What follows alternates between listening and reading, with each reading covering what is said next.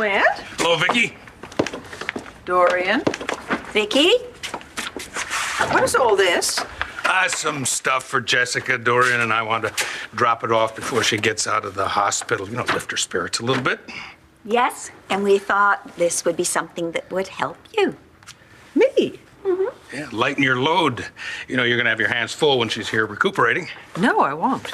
Oh, now, don't try and downplay it now. It's going to be a strain, and that's why I hired a private nurse. You should have called me first. Well, I know you. You would have said no.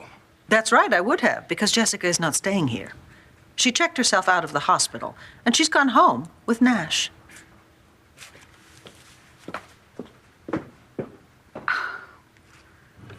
Wait, Jessica checked herself out? When? This morning. It's not a hotel. Really? I wanted her to stay longer, but her doctor said it was all right. Oh, I really think that was premature. Was she advised about how important proper convalescence was? I know perfectly well what a transplant operation entails, Dorian. And yes, Jessica was told about the need for care.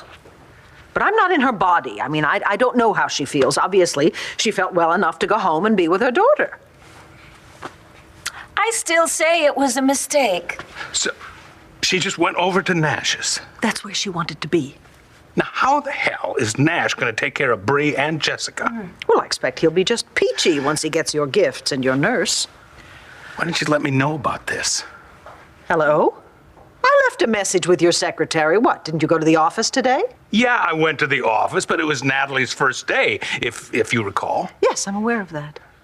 Well, then you should be aware that I was showing her around, didn't get to my desk, so I never got your message. Clint has been very busy. Really? Well, I also left a message at Ace's, and I also left a message on your cell phone.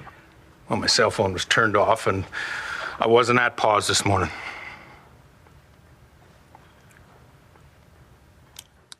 Well, I guess it's a very good thing that nobody was dying. I'll know to try you at Dorian's from now on.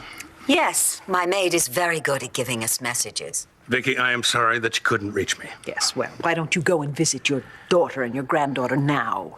I'll call Jessica, and if she answers her phone, I'll alert her that you're coming. Oh, really, Viki? Do you have to take such a sarcastic tone? I'm sorry, is anyone talking to you? Clint, it is obvious that Vicky's disapproval of our relationship is, how should we say, coloring this discussion. Vicky, face it. Clint and I are in a relationship, and the sooner you accept it, the better. You want me to accept your relationship with my ex-husband? You can't, can you?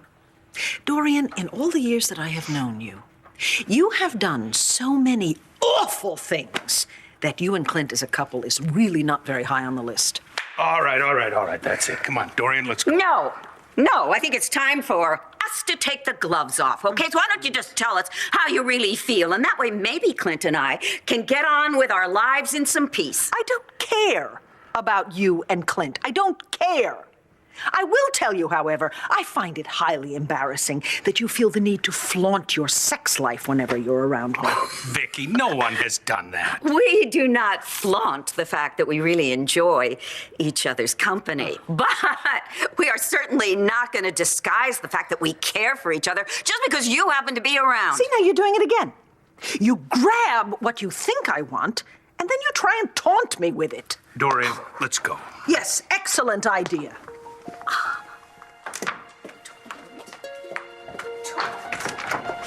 Viki, what's for dinner?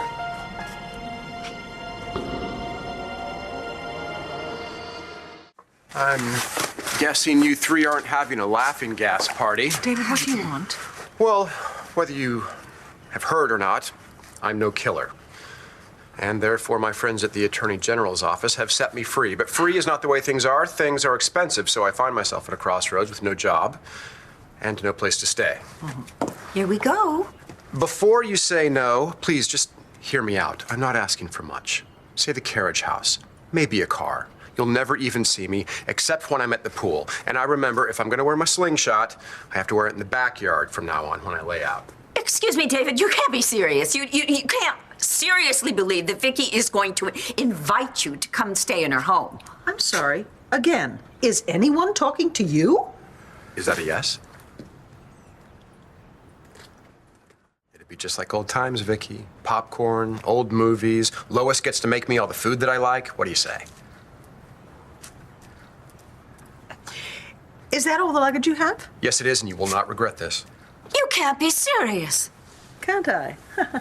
Isn't this going a little too far? You know, I'd like to get into the middle of this tete-a-tete, but I think I'll take a shower and maybe put on some of the clothes that I borrowed from the Lost and Found at Renee's hotel. So, is the key under the doormat? No, David. No, you're not staying in the carriage house. It hasn't been cleaned in months. There's a perfectly charming guest bedroom right down the hall from mine.